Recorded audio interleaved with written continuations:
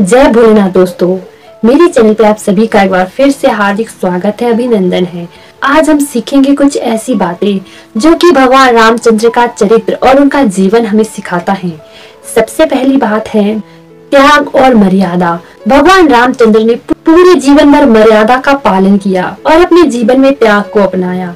प्रभु हमें यही सिखाते हैं कि हमें भी अपने जीवन में मर्यादाओं का पालन करना चाहिए और मर्यादापूर्ण व्यवहार ही करना चाहिए और कभी भी त्याग को कम नहीं समझना चाहिए, क्योंकि मनुष्य जीवन में जो त्याग कर सकता है वो भगवान राम के करीब जा सकता है, क्योंकि रामचंद्र का जीवन ही त्याग का जीवन है।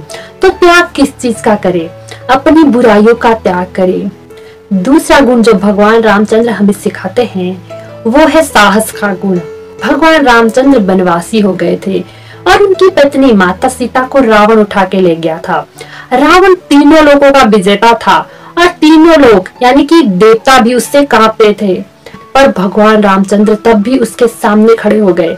आप उन्हें एक भगवान मत देखिए, बस ऐसा सोचिए कि एक इंसान है जिसे राज्य से भी निकाल दिया गया है, पर तब भी वो अपनी पत्नी की रक्षा के लिए संसार के सबसे शक्तिशाली व्यक्ति के आगे भी खड़े हो गए हैं। भगवान की ये बात हमें यही सिखाती है कि परिस्थितियां चाहे जैसी भी हो, मनुष्य को अपना साहस कभी नहीं त्यागना चाहिए। तीसरा गुण जो भगवान रामचंद्र हमें सिखाते हैं वो है दया और क्षमा का गुण। भगवान राम को दयावान और क्षमाशील कहा जाता है, क्योंकि यदि दुष्ट व्यक्ति भी उनकी शरण में आता था तो वो उन्हें भी क्षमा कर देते थे। भगवान राम ने रावण को कितनी ही बार समझाने का प्रयास किया कि वो उनकी पत्नी को सम्मान सहित लौटा दे, भगवान उन्हें क्षमा कर देंगे।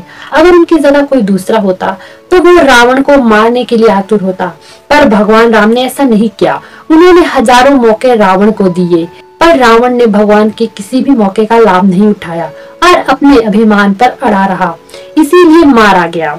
तो भगवान राम से आप भी सीखिए कि अपने जीवन में क्षमा को अपनाइए, क्योंकि जो क्षमा कर सकता है वास्तव में वही शक्तिमान होता है और जो शक्तिमान होता है उसमें ही क्षमा शोभती है।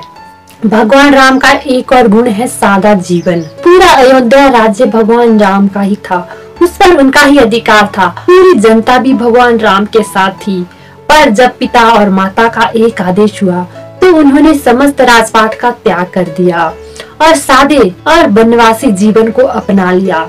ये बात हमें ये बताती है कि मनुष्य में अगर धर्म वास करता हो तो वो सादगी से भी पूजनीय बन जाता है। प्रभु ने सादा जीवन ही अपनाया। जब वो राजा बने तब भी वो राजा की तरह नहीं बल्कि प्रजा के पालक की तरह रहा करते थे। और आजकल के हम मनुष्य हैं कि हमारे पास 4 पैसे क्या आ जाए, हम खुद को ऐसा समझते हैं कि हम तो विश्व भर के राजा हैं और दिखावा करने लग जाते हैं।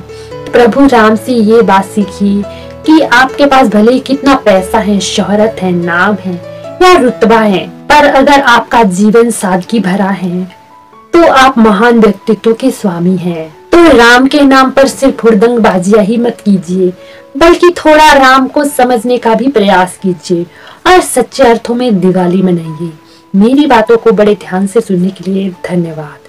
अगर यह वीडियो आपको अच्छी लगी हो तो वीडियो को लाइक, कमेंट और शेयर करना ना भूलिएगा और ऐसी ही और वीडियो देखने के लिए चैनल को सब्सक्राइब कर दीजिएगा।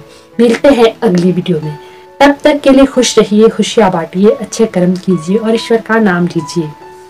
जय भोलेनाथ।